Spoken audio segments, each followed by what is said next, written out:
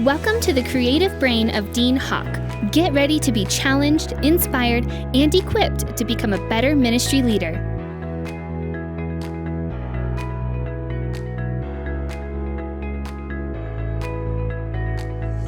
Hey, welcome all. My name is Dean. Thank you so much for joining us this month for the Dean Hawk Leadership Podcast. This month, we are talking about Marriage 911. I'm going to share some things that have literally transformed and revolutionized Kim and I's marriage and relationship. Probably it's been about 3 years ago. And of all the books that we have read on marriage over the last 40 plus years, this one book has had the greatest impact. And so if you hear nothing else in this podcast, I'm challenging you to get this book. If you're watching by video on YouTube, it's called Created for Connection, the Hold Me Tight Guide for Christian Couples by Dr. Sue Johnson. And what makes this book different is it is based upon EFT, or emotionally focused therapy. And you've heard me talk over the last couple of years about going to Ultimate Leadership with Dr. Henry Cloud and Dr. John Townsend, and how revolutionary that was for me as it was for my wife. And it was after we both had gone and we were having some emotional conflicts and we just weren't functioning on the same page. And I reached out to one of the coaches there at Ultimate Leadership that I was meeting with, and I said, "What do you recommend?" He said, "You need to find an EFT counselor there in Colorado Springs." And I went, "What is an EFT counselor?" And it's an emotionally focused therapy. And so we found a counselor. We went. We had multiple sessions, but in the process, she's the one that recommended the book called Created for Connection. And I'm going to tell you, in the last 3 years, we have probably read this book 5 to 6 times. And basically, we end up doing a refresher course so that we can put into practice. But I'm going to keep it really simple. And the way I told a couple recently here in my church when I recommended them the book, I said, you can go to counseling for tens and 50 plus hours of counseling and therapy, spend thousands of dollars, or you can buy this book, walk through it slowly, read through it together. Kim would read a chapter and I would read it. Then we'd download, we'd talk about it, we'd process it. And then we would slowly move forward to the next chapter and we would download, we'd talk about it. We would reread the highlights that each of us had highlighted. And I'm just going to tell you, it has given us the tools to examine ourselves and find the areas of our soul that had unmet needs. It taught us how to address them and how to build a much closer bond. And I'm going to tell you up front, pastors and church leaders, this will change the way you relate, not just to your spouse, but to all people, to hear their real needs, to hear beyond the surface. And so let me dive into the subject. Let me give you some more insight and information on it, and hopefully bait you about the power of this wisdom that is locked in here. First off, what is emotionally focused therapy? It was developed back in the 80s, the early 80s, and it's based on the idea that secure emotional bonds are essential for a thriving relationship. And when these bonds are strong, we feel more confident, we feel more connected, and we feel more resilient. And so emotionally focused therapy has been proven an effective approach to strengthening those emotional connections with yourself and others. And what it does is it focuses on understanding and using emotions to create a lasting change, not a temporary change, but a lasting change in the relationships and your personal well-being. Well, what makes EFT, emotionally focused therapy, stand out Here's one of the big ones. It's the only therapy model with proven success rates that are not only significant, but also long lasting, even 2 years after treatment. And so it's backed by 30 years of research, and EFT consistently demonstrates its ability to create meaningful and lasting improvements in relationships and emotional health. Now, Kim and I have had a great marriage.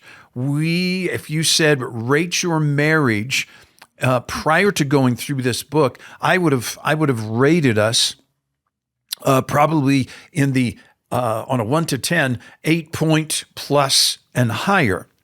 After reading the book, I went, oh, we've got some areas where we can grow, where we can develop. Oh, wow, we've never touched that area. Before the book, I would then drop us down to like a 6.5, maybe at best, because I saw, and Kim saw, we saw where we were handicapped in our connectivity, in our relationships, and understanding the male brain, the female brain, the male emotions, the female emotions, and how that our innocent words that were being expressed were actually causing and igniting conflict over some of the smallest things. And so it has helped create meaningful and lasting relationships. And basically, here's why it works. It helps people understand their emotions and how they shape their interactions with others.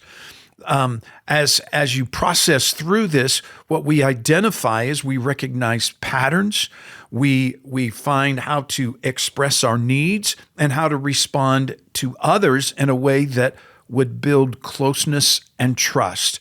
And this leads to that greater emotional balance and stronger relationship.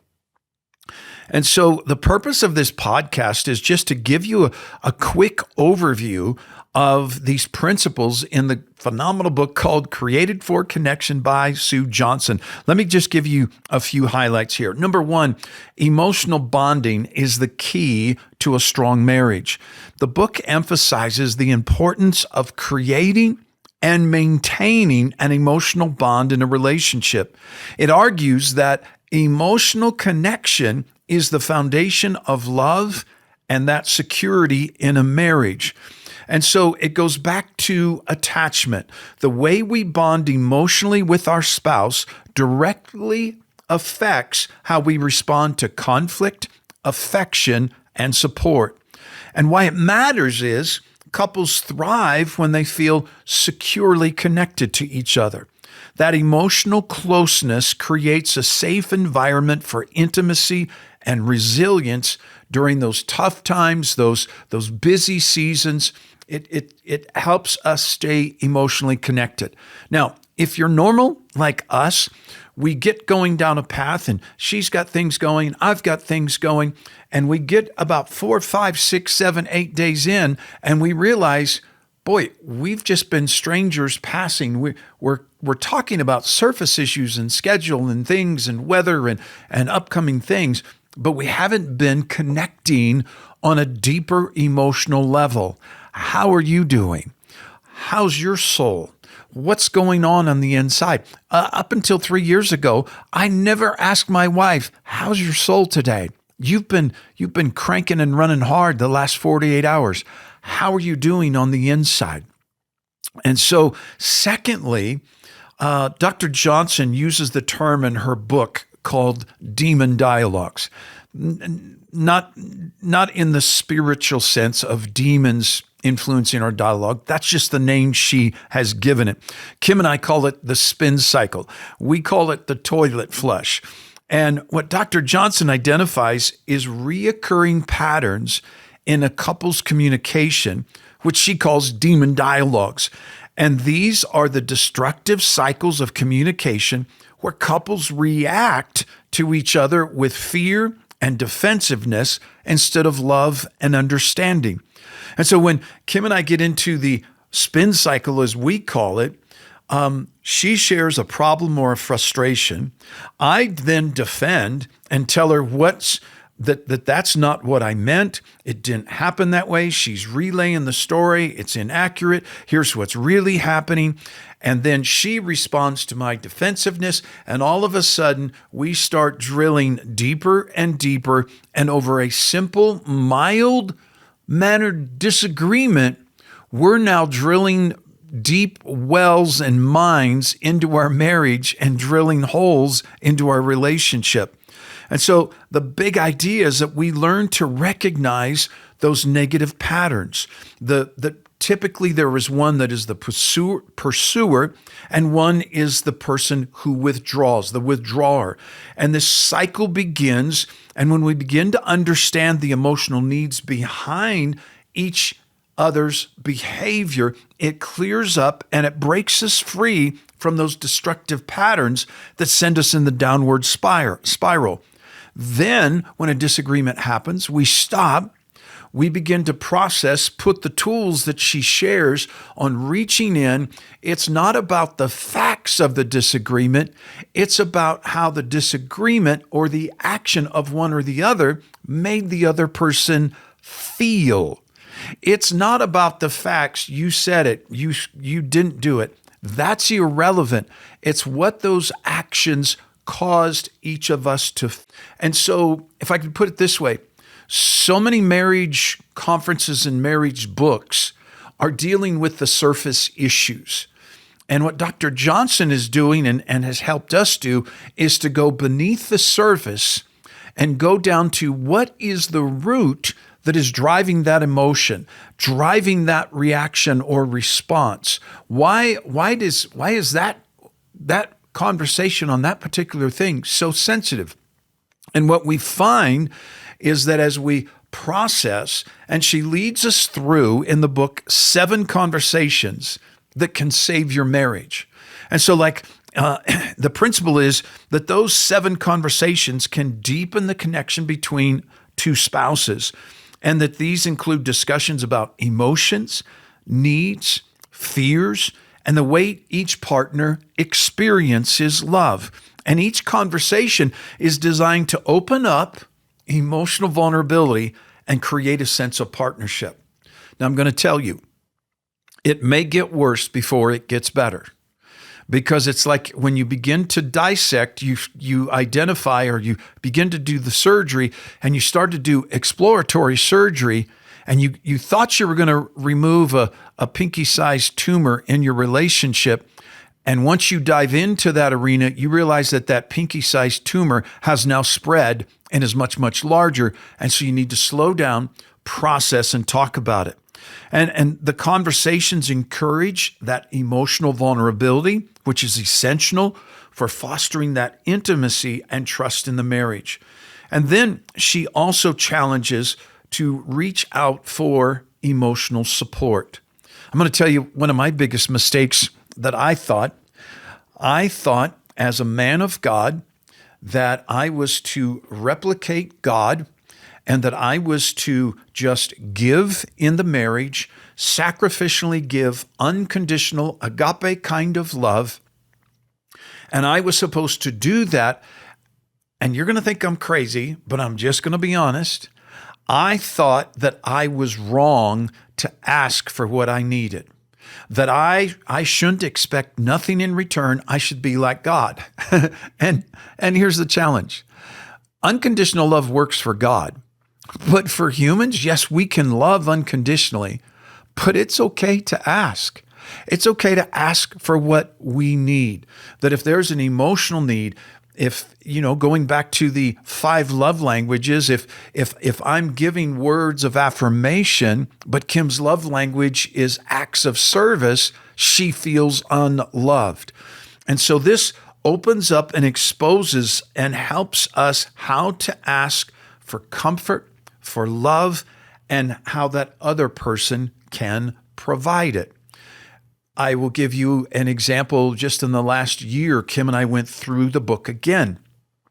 And I had recently read the book. I think it's called 7 Primal Questions. And it's all kind of in the same arena as well. And you take this assessment and you go through, and it's what you need to feel loved. And that assessment revealed that my love language in the 7 primal questions is, am I wanted? And so Kim would be very good at saying, I love you, I love you too, whatever that was. And I asked her specifically, and when we got back into Created for Connection, when she said, I love you, it didn't hit the mark within my soul. And so I identified this need and I said, I want to be wanted. And guys, not in the physical sense. Sure, that's great in the intimate arena. That's a golden area there. But I challenged, she said, well, wait a second. If I say I want you, aren't you going to think that it's just the intimate route or path? I said, no. We'll clarify that. I said, whenever you would be tempted to say, not tempted, and whenever you'd be challenged to say, I love you, Dean, I want you to say, I want you, Dean. And when she made that shift, it put air and wind in my sails to a degree that I hadn't experienced before in our relationships.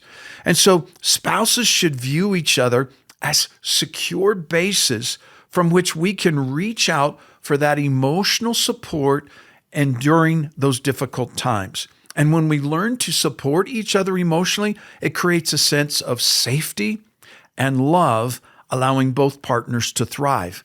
And then Dr. Johnson gets into what she calls the hold me tight conversations. Now, I will tell you, her original book on this subject was called Hold Me Tight.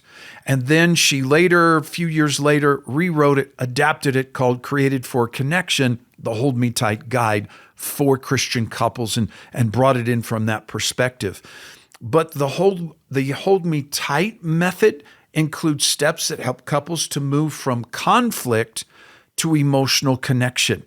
And this method helps couples go beyond surface level arguments and instead connect on a deeper, more meaningful level, which is vital for long-term relational health.